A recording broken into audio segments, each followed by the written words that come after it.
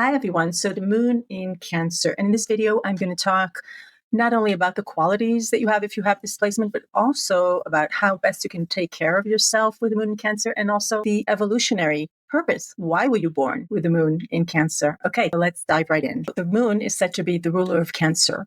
So if you have the moon in Cancer, I can say, already that your moon is very strong. Without knowing anything else about your chart, we can say that you're a lunar person. Lunar is just the Latin word for moon. Now, Cancer is the first of the water signs. So we can say that Cancer represents the most primal expression of water. So if we think about water literally, we say that water brings life. If you have the moon in Cancer, we can say that you have a nurturing soul. We can say that you have the mood of someone who wants to nurture, that you're majoring in psychology in his life. Let me say something else about water. Water, just very concretely comes out of our eyes. If I show an image of someone crying, I walk around and show this image to people and ask them, what do you think is going on with him? Most people are going to say he's sad. Look, tears. But people cry when they're happy. People cry at a wedding. There's music that puts tears in your eyes. These are not tears of sorrow. We want to make it clear that water doesn't represent sadness. It represents feeling. It represents soulfulness. And a Cancer moon is soulful. It's a feeling-oriented moon. And the emotions are oriented towards nurturing and supporting, other beings as well. With the volume turned all the way up to the maximum on your ability to feel. God help you if you were born on this planet Earth. And I don't mean to sound cynical, but, people are sometimes, to put it mildly, less than perfectly nice or sweet to each other on this planet, as I'm sure you've noticed. To come into this world with maximized sensitivity is dangerous. And at birth, we can say with the moon in Cancer that you had a choice. You could improvise a defense for this sensitivity, or you could die.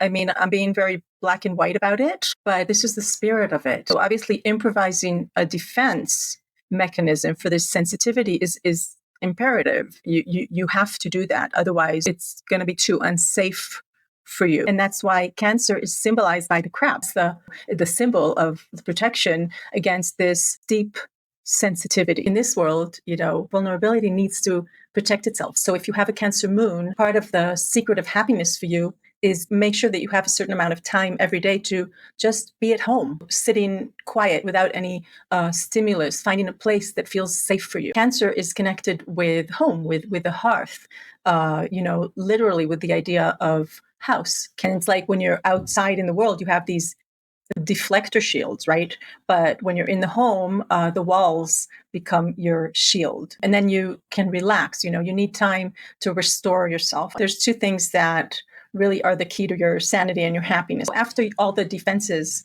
are solid within yourself, you or the Cancer moon person begins to recognize that there are many pain givers, in the world. Pain givers that are afflicting another sensitive person. As the Cancer's first impulse is to defend itself, second lunar reflex is to protect everyone else. So we have this caregiving kind of energy that's implicit in Cancer. It's the essence of the Cancer person. As we turn our attention to the evolutionary meaning of the Cancer moon, there's two steps to this. And it's really important that you get the first step right so that you can get the second step right. We have to have first things first, or it all crashes and burns. First things first means that if you have a Cancer moon, you have come into this world to heal yourself. That's the bottom line. And implicit in this is that something hurt you in another life. What hurt you? We're looking at the chart of the whole. We can look at the south node of the moon and all sorts of techniques we can apply. But just knowing that you have come into this world, first and foremost, to heal yourself. You probably need to cry. Water comes out of our eyes and we feel better.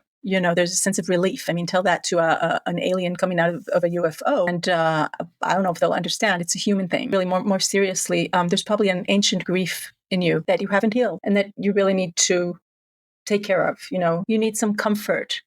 You need a place that feels safe. This is all number one. This is the first step in terms of the evolutionary logic of the Cancer moon. If we've succeeded, at least somewhat, at stage number one, then the aspiration or the calling really is to become a healer of others. So once you've healed yourself, you begin to open the flower of your soul to this higher destiny. You have the potential of touching other souls very deeply, of healing other souls. And those are the evolutionary goals of a person with a Cancer moon. Thank you for listening. I will see you next time. Goodbye.